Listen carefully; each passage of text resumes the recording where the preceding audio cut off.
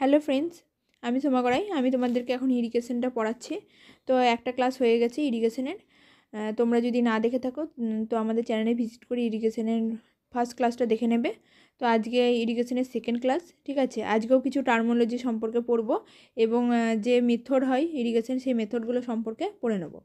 চলো ফার্স্টেই চলে যাই বেস পিরিয়ড, যেটা খুব ইম্পর্টেন্ট, ঠিক আছে। এটা এমসিকিউ টাইপস বলো, ইন্টারভিউতে বলো, সব ধরনের এক্সামেই কিন্তু আসতে পারে, ঠিক আছে। বেস পিরিয়ড কাকে বলে? The whole period of cultivation from the time when irrigation water first supplied for preparation for the ground to its last watering before harvesting the crop is called base period। কি বলছে যে first যে ওয়াটারটা দেওয়া হচ্ছে preparation for ground, তো crop লাগানোর আগে আমরা প্রিপারেশন করার জন্যে, গ্রাউন্ডটা প্রিপেয়ার করার জন্যে আমরা কি করি, ওয়াটার দিয়ে থাকি। সেই ওয়াটারটা দেওয়া থেকে লাস্ট ওয়াটার যতক্ষণ না ক্রপটা কি হচ্ছে, হারভেস্ট করা হচ্ছে, তার আগে অবধি যে ওয়াটারটা দিয়ে থাকি, সেই যে পিরিয়ডটাকে বলছে, সেই ওয়াটারের পিরিয়ডটাকে বলা হয় বেস পিরিয়ড। এরপরে পড়ব ক্রপ পিরিয়ড। ক্রপ পিরিয়ড কি? It is defined as the time that crop taken from the instant of its sowing to that of its harvest. Sowing থেকে হারভেস্ট অবধি, এটা কিন্তু ফার্স্ট ওয়াটারিং থেকে লাস্ট ওয়াটারিং, ঠিক আছে। এটা সোয়িং টু হারভেস্ট, সেটা হচ্ছে ক্রপ পিরিয়ড, ঠিক আছে। এটা অনেক সময় গন্ডগোল হয়ে যায়, তোমরা এটা ভালো করে মনে রাখবে যে ফার্স্ট ওয়াটারিং থেকে লাস্ট ওয়াটারিং যখন হবে সেটা হবে বেস পিরিয়ড, আর ক্রপ পিরিয়ড হবে কখন থেকে? Sowing to harvest. Sowing to harvest অবধি যে পিরিয়ড, জল দেবার যে টাইম, তাকে বলা হচ্ছে ক্রপ পিরিয়ড। নেক্সট চলে যাবো ডেল্টা। এটাও একটা ইম্পর্টেন্ট টার্মোলজি ইরিগেশনের। The total depth of irrigation water required by a crop during the entire period of the crop is in the field is called delta of the crop। তাহলে total depth of irrigation water, যে irrigation ওয়াটারটা আমরা দিচ্ছি during the entire period of crop, যতক্ষণ না ক্রপটা থাকছে ফিল্ডের মধ্যে, সেই টোটাল ডেপথটাকে বলা হয়, টোটাল ডেপথটাকে বলা হয় ডেল্টা, ঠিক আছে। নেক্সট পড়বো ডিউটি। তো ডিউটি কি বলছে? The ratio between the area of A crop irrigated and the quantity of water required during is entire period of the growth is known as duty. তো duty এটাকে আমরা যদি ভালোভাবে বুঝতে চাই তাহলে বলতে পারো যে 1 কিউমেক জল যত হেক্টর জমি চাষ করতে পারে তাকেই বলা হয় তার ডিউটি। বা এইভাবে বলা যেতে পারে ratio between area of crop irrigated and quantity of water required during is entire period, মানে বেস পিরিয়ড ধরে আমরা যতটা এরিয়া ক্রপ ইরিগেটেড করতে পারছি আর কতটা ওয়াটার আমাদের লাগছে, এই দুটো রেশিওকেও ডিউটি বলা হয়।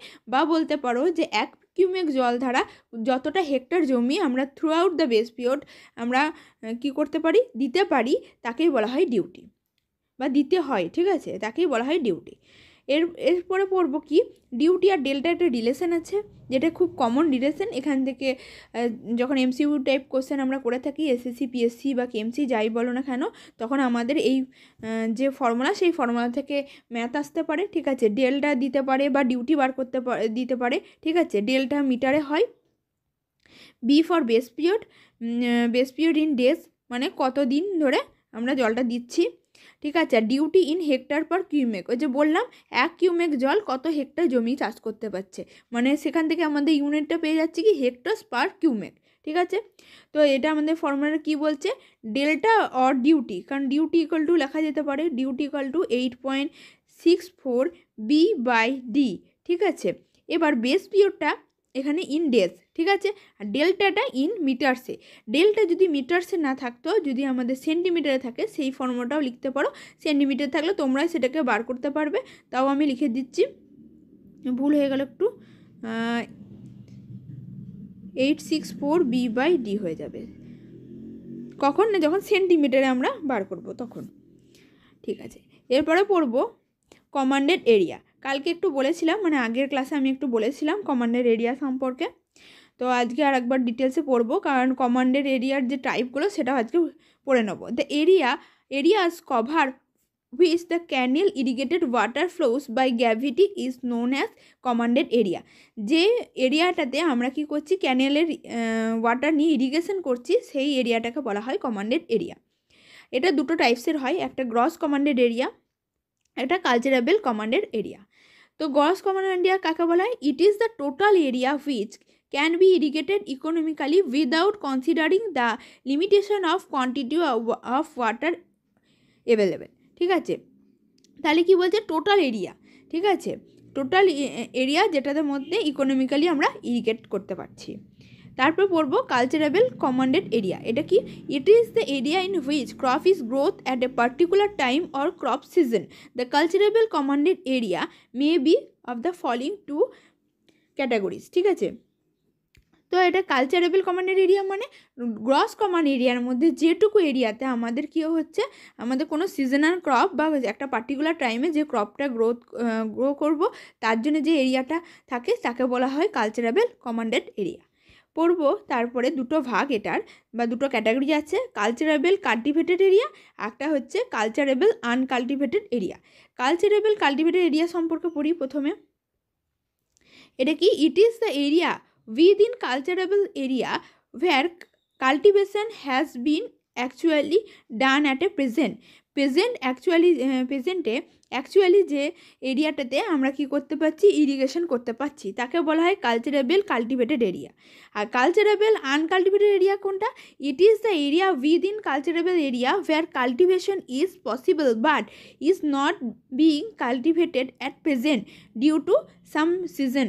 ঠিক আছে, তো কি বলা হচ্ছে, কালচারেবল যেটা প্রেজেন্টে আমরা কি করছি, কাল্টিভেট করছি বা ইরিগেশন পারপাসে আমরা কাজে লাগাচ্ছি, কিন্তু আনকালচারেবল কাল্টিভেটেড এরিয়া কাকে বলা হচ্ছে, যেটাতে কাল্টিভেটেড হয় কিন্তু অ্যাট প্রেজেন্ট সেখানে কিন্তু কোনোভাবেই কাল্টিভেশন হচ্ছে না বা ইরিগেশন হচ্ছে না, মানে ক্রপ গ্রোথ হচ্ছে না, সেই জায়গাটুকুকে বলা হচ্ছে কি কালচারেবল আনকাল্টিভেটেড এরিয়া। মানে এগুলো সব আমাদের কালচারেবল কমান্ডেড এরিয়ার মধ্যে দুটো ভাগ পড়ে যাচ্ছে। ঠিক আছে, দুটো ভাগ, একটা পার্টে যেটাতে প্রেজেন্ট এখন হচ্ছে কাল্টিভেশন হচ্ছে, আর যেখানটাতে কাল্টিভেশন হচ্ছে না সেটাকে বলা হয় কালচারেবল আনকাল্টিভেটেড এরিয়া। মানে কালচার আছে, মানে চাষবাস হবে কিন্তু এখন প্রেজেন্টে সেখানে কাল্টিভেশন হচ্ছে না। নেক্সট পড়বো method of distribution of irrigation water. ঠিক আছে, যে ইরিগেশন ওয়াটারটা আমরা ডিস্ট্রিবিউট করব তার কয়েকটা মেথড আছে, সেই সম্পর্কে এবার পড়ে নেব। ফ্রি ফ্লাডিং ইরিগেশন, এটা কি, in this method the field is divided into a small size plots which are practically level. Water enters the field at its higher end and flows towards the lower end. This method is generally used inundation irrigation system and where steep land is available.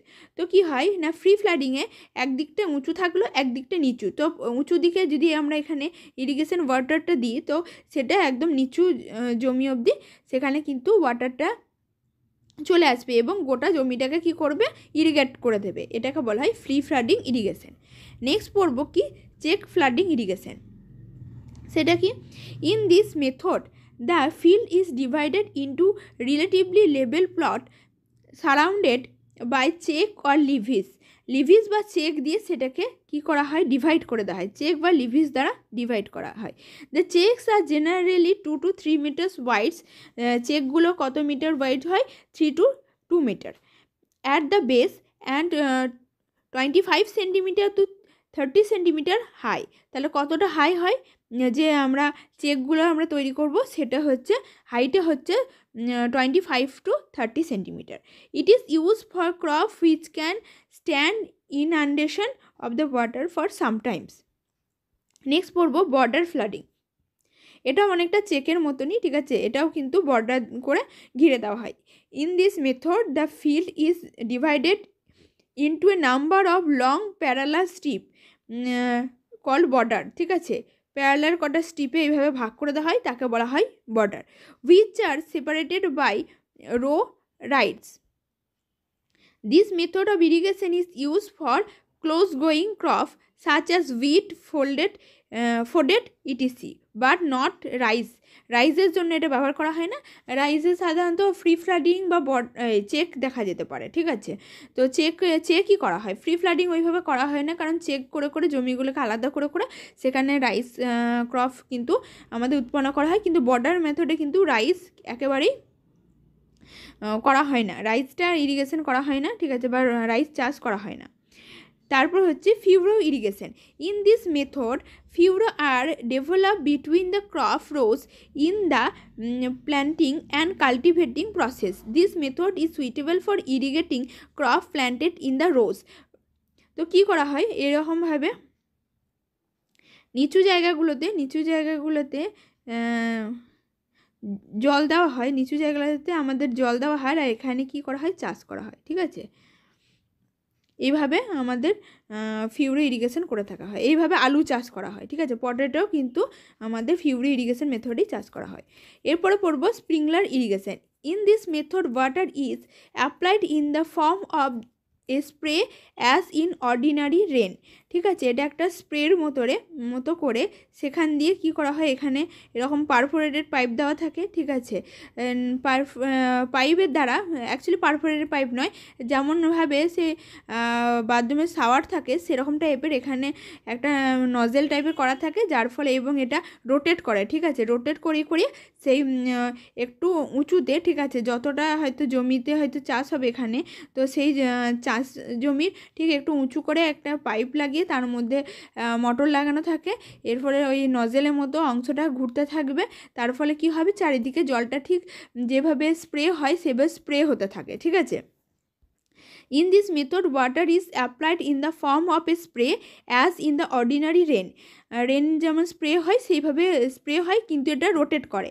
The sprinkler irrigation system consist of a system of perforated pipe, হ্যাঁ, perforated pipe দ্বারাই কিন্তু এটাকে করা হয়, which may be either fixed or revolving round a vertical shaft. একটা vertical শ্যাফটের মধ্যে রাউন্ডভাবে কিন্তু ওটা রিভলভ করে। ঠিক আছে, water is forced into this pipes which emerges in the form of a spray through the perforation and spread on the field very ইভেনলিভাবে কিন্তু স্প্রেড করে যায়। তারপরে পড়ব what is consumptive use of water. ঠিক আছে, কনজামটিভ ইউজ অফ ওয়াটার কাকে বলে?